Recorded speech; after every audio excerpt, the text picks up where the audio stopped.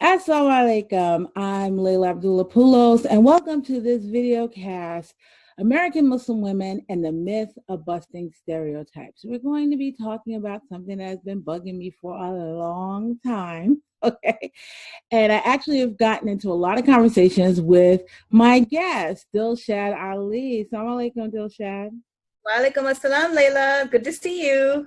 Dilshad is the blog and content editor of Haute Hijab, and she actually brought me on board, which was really, really exciting. Okay, we have a lot of great content going out there, including this video. We get a chance to discuss things in a different way, and I love it. Thank you so much, Dilshad, for doing this. Thanks for having me, Layla. I'm looking forward to this. Well, you and I have had this conversation a few times. You've seen my social media posts about this whole idea of busting stereotypes, and Right. this whole that and the thought that it's somehow the Muslim woman's responsibility to do so. Okay, so what exactly is a stereotype? A stereotype is an idea that someone has about a person based on them being a member of a group. Okay, and so there are a lot of different stereotypes that are out there. What are some of the stereotypes for Muslim women? I mean, there's a lot of pretty obvious one. We're oppressed. We're forced to do things. We don't have autonomy. We don't have rights within our religion. There's a lot of perpetuating stereotypes that have just been there for years and years and decades and decades. And, despite the hard work that we're doing on the ground, behind the scenes, in a variety of manners, these are persisting stereotypes. Hmm. Now, I also think that one major stereotype here in the U.S. that's tenacious, okay, it pertains to covered Muslim women who cover their hair. Let's just say Muslim women that cover their hair, because there's some Muslim women that don't cover their hair, but Right. dress very modestly. So Right. Muslim women who cover their hair, and the automatic implication that it's foreign and they don't belong Yes. in society or in the society, are not members of the society. Okay, and also this idea that they should not be seen and they should not, especially not be heard, okay, which kind of Yeah. kicks off with this busting stereotype type of thing. All right. Or the fact that the hijab is an indication that they don't want to be seen or they want to be hidden, which is not really the case at all. I know, it's actually the opposite. That's the reason why you're Yeah, wearing it. So you could go out and do you. exactly. So now one of the things that I've observed trending, okay, is this whole idea. You see headline after headline after headline, busting stereotypes. Okay, it's gotten to the point where I'm just completely allergic to even the phrase more. And it's usually along the lines of a Muslim woman who performs an action that somehow society, but people in the broader society don't think Muslim women do, or Muslim women don't seem to think that they do themselves. Okay. Right. And it is very annoying because it is not, it displaces responsibility for dissolving a stereotype with the target of it. Okay, so I don't think that I'm oppressed. I don't think that I don't have a place in society. I don't think that I don't have any rights in my faith. That's someone else's hang up. How is it my responsibility to get that person to get rid of their hang up? This is a really good question that you ask, because I think it's something that a lot of us deal with and a lot of us think about over and over and over, because to some extent, we want to educate people who don't know about Muslim women and Islam, and we want to set stereotypes straight, and we want to, right the wrongs that are being said about said about us. But then at a certain point, you're like, you get tired of it, and you're like, you need to do the work on your end. I can't keep doing the work for you, and I can bring you the information, but if you're not going to take the steps from there, then it's just the burden is constantly being placed upon us. It feels like that sometimes. So do you keep rising to the occasion and, busting these stereotypes for people and educating people, or do you start to place expectations on the people who you're trying to educate that, you got to meet me halfway. You got to do some education on your own. I mean, it's a problem. And I think it's a question we're all grappling with. And I think for some of us probably, and you can probably speak to this better than I, Layla, it's like at some point you feel like saying, I'm done. I'm carrying my own trauma. I'm carrying my own problems. I'm carrying my own thing. And I don't have the energy anymore. I mean, it's realities that we're all dealing with. Well, see, this is the issue that I have, okay? And that is that it becomes so performative. Instead of living your life, okay, now whatever it is you do becomes this kind of kitsch, cliche type of thing. All right. And it becomes very, very minute. So this whole busting stereotypes goes to very mediocre actions. Like a Muslim woman riding a skateboard is busting a stereotype. What stereotype is that busting? We're talking about like every time a Muslim, especially a covered Muslim woman, is like makes the news for something like, you know, the story that came out of the UK about the Muslim woman jockey, you know, performing, you know, the horseback rider, the jockey, or someone who performed on stage for the first time, or someone who was the first news anchor, or someone who, whatever, and on a skateboard, like you said. And is that really particularly busting a stereotype? And if so, like, you know, why are we focusing on the first person or first covered Muslim woman to do this, and not about what was all the hard work she put into to get there, and what does that say? And that's the issue you're having, right? That's the tiredness of this all. Yes, and also that it becomes I think that a lot of times when I know that there's positive aspects to it, I mean, there is representation. Right. Muslim women are being seen. Yes. And, you know, that plays a positive role, because I see a lot of times some of the reactions that Muslim women have to these type of articles and everything like that. So I know that there's a positive aspect of it, but I think that it is also constructing a delusion. Okay, that you are in fact busting a stereotype. First of all, you can't bust a stereotype that is not yours. You can only bust a stereotype about that you are engendering about someone else. Okay. Wait, hold on. I need you to explain that to me a little bit more. I want to understand that better. Constructing a delusion? No, but how you can't be busting a stereotype about something that's not yours, that part. Okay, you cannot bust a stereotype that's something that's not yours, because a stereotype is an idea that someone holds. Okay. About you.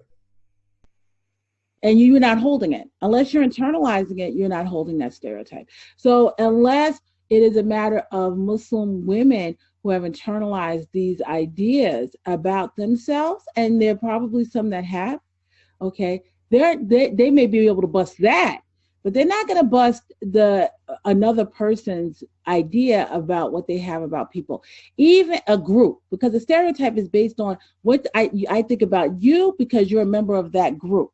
Okay. Sure.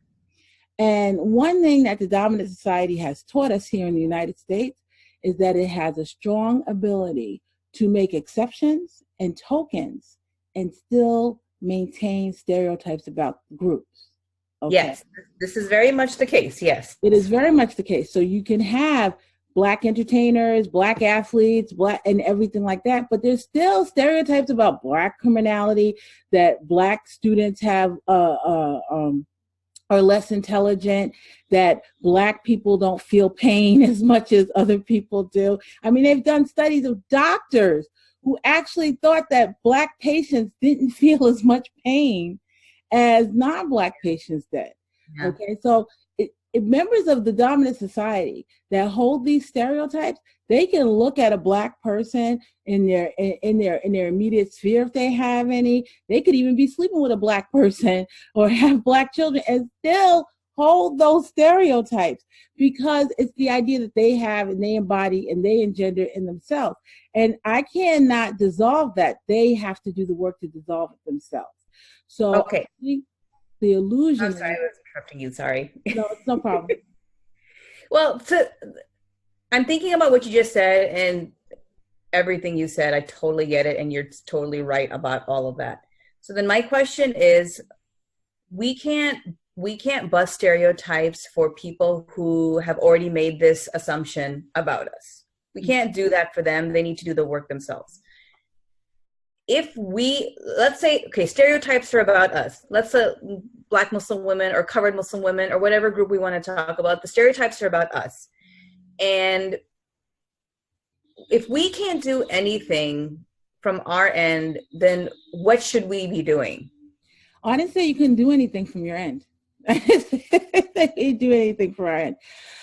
I think that we have a lot of American Muslim women, okay, have bought onto this idea that it is their responsibility to do it, and they're kind of pivoting away from something that's more important, and that is building and structuring social cultural confidence in being an American Muslim woman. Okay, it's not a matter of I need to get you to understand me. I want myself, my daughters, your daughters, my Muslim sisters, to develop the sociocultural confidence, okay? So that when we see each other doing this great stuff, it's like, yeah, it's not busting stereotypes. That's what we do. That's how we are. I see where you're going with this. I see that. Okay. That's what because we need to switch the focus from the people that hold the stereotypes and to ourselves. Okay, I see exactly what you're saying, and I love that. But here's a question back to you. For example, we look at Hajj Muhammad, you know, a first Muslim fencer covered and this and that, and she was made into a big story because of, you know, busting a stereotype and being elevated and this and that. She wasn't busting a stereotype. I know she wasn't, but barrier. That was, well, the breaking down barriers. That was the spin on her story, right, in the media. And I know that at some level, like, you know, coming from a media perspective, that, you know, that's the whole search for what's the cool story, what's going to get the eyeballs, what are people interested in? This is really cool. We want to read about this. And it can feel performative at times, for sure, because, you know, you write the article, you do the interview, and then you're moving on to the next story. But also from a media perspective, you know, knowing how things work in the industry, I also feel like that's another chip, you know, that's another chip against the system of, you know, what more do we do from behind the closed doors, or how do we start by talking about that, which can feel performative or, you know, not beneficial or whatever. But then, you know, that leads to more stories or more elevating of the work behind camera. Or then we start talking about whatever news articles or news stories or industry stories or business, and like covered Muslim women are part of that story, but we're not even caring that they're covered Muslim women. They're business women, or they're doctors, or they're whatever, engineers, you know? Yeah. And that's it. That's the big name in a day. Yeah. Well, you know, there's a difference between, okay, let's take Hajj Muhammad for an example. Okay. Now, she did a phenomenal and historic thing. Yeah. Okay. But you know, she did other things too, right? Yes. That don't get nearly as much attention. Yeah. As that thing. And even before that, okay, there was stuff that she was doing. She was having her own clothing line and everything like that. She's since written books and stuff, and she speaks all over the place. Okay, what she did by representing the United States covered was the end of a long process for her and a fight for her. Okay, and so she broke down a barrier. Okay, this was something where this was not done. Women did not cover this way for this sport. Bilqis, oh my God. Bilqis Abdul Qadir. There you go. Bilqis Abdul Qadir, same thing. She had to fight a fight in order to do that, okay? And does that mean that she busted a stereotype? Does that mean that all the majority of young black Muslim girls or Muslim girls are not going to still have to be targeted based on those stereotypes? That they, you know, at the same time that they were doing these wonderful things, little young Muslim girls were getting their hijabs taken off in school. Yeah. You know? So it's not that I'm not saying that Muslim women shouldn't be doing these incredible things. I don't Yeah. like that framing of it. And I don't, it's counterproductive to who we are and what we want to do and our ownership in this society. Because every time you have that busting stereotypes, okay, it's a matter of because you're other, because you don't belong here, you don't have ownership here. And we certainly do. And I really do wonder who started that busting stereotypes thing. But then Layla, like I get what you're coming from, but like just understanding how mainstream, mainstream media and like, getting our name and stuff out there in society, how that works. Mhm. I see the problems in this whole busting stereotypes and this whole this kind of genre that we get captured in. I understand that. But how do we enter that world then? Like it's a not this method of getting into the news or becoming a story is not ideal for sure. I mean, how many times are we going to focus on the first, she was the first covered woman to do this? Well, okay, big deal. Like, what does her hijab have to do in relationship to what she's doing? But then at the same time, like, where do we get our in from? Like, I don't want to be using it as a crutch, but I'm still thinking about how it's not the ideal way to get your in, but sometimes when you get your in that way, then that's where you start to move mountains from behind. I also want to talk to you about the difference between the idea of busting a stereotype and the problems with that versus breaking down a barrier.